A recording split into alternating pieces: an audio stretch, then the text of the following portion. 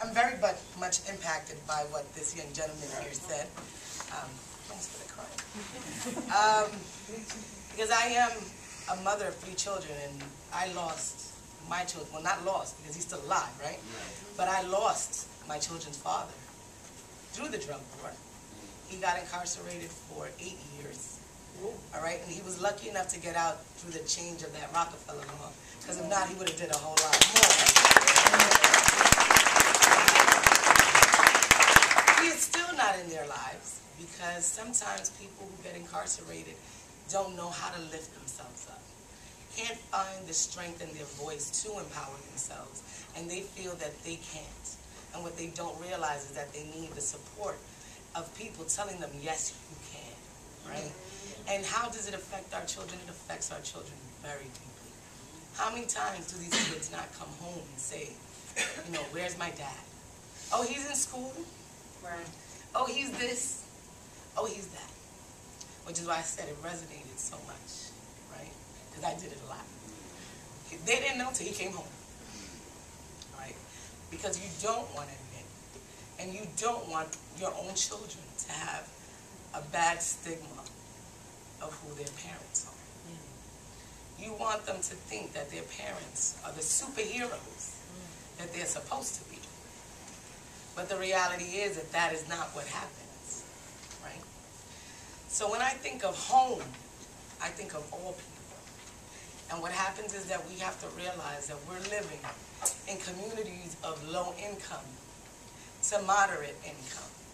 And there's only 3% of the population here in New York State that is wealthy.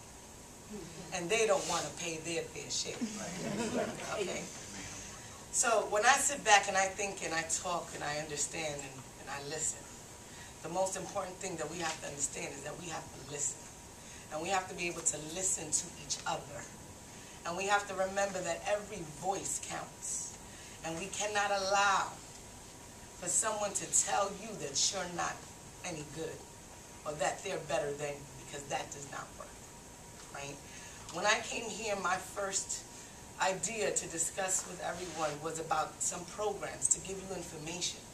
To give you information, because information and knowledge is power. Without that power, you cannot fight back. Without knowing and walking out into the streets, not understanding what laws apply to you and how your rights can easily be taken away just because you didn't know. Happens every single day, every single minute, every single hour. And I just ask people, educate yourselves. And what you learn, don't hold it in. Don't be selfish. It doesn't belong to you. Information belongs to everybody.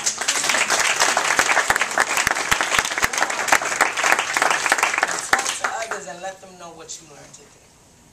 Let me ask a question to everybody here. Who here lives in public housing?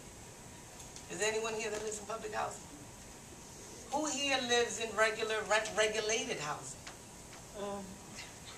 And who here is paying way too much rent? Okay. So we all are, right? We're living in a state where things is very much expensive. But one thing that we have to understand is that there's something called the Narcotics Eviction Bureau. Who here has ever heard of the Narcotics Eviction Bureau? No. That's very few out of a whole room of people now, right?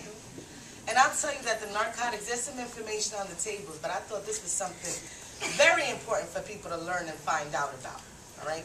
Because the Narcotics Eviction Bureau has over 3,200 buildings assigned to them right now. You walk into a building with a plaque that says this is only for tenants and their guests only.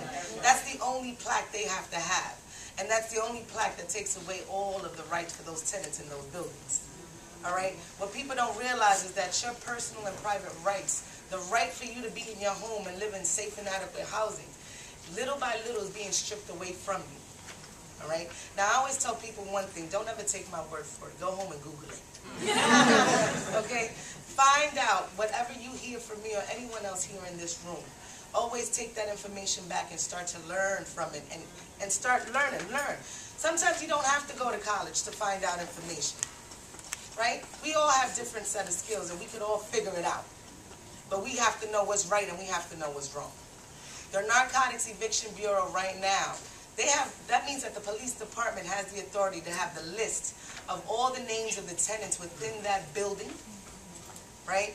And they get to have a set of keys to the entrance of that building. Anyone standing in the hallway, anyone in any of the common areas can be taken and arrested, can get a record for trespassing.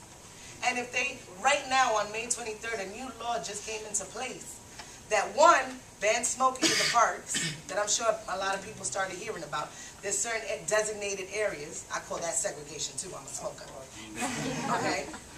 And also that if a police officer is in the hallway and he just smells any type of drug, and he assumes he has probable cause to believe that it's coming from that apartment, he could kick that door down. Now, one thing that people have to realize is not just that, is the stigma as well.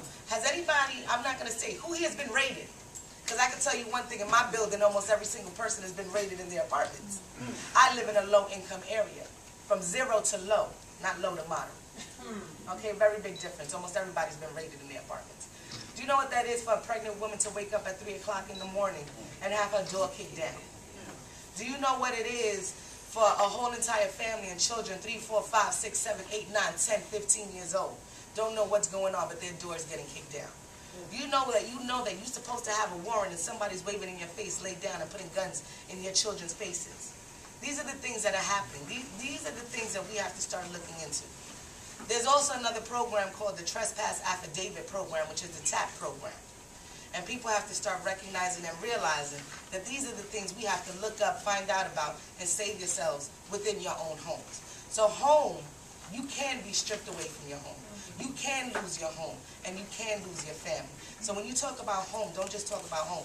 Talk about everything, because home is also about community. Thank you.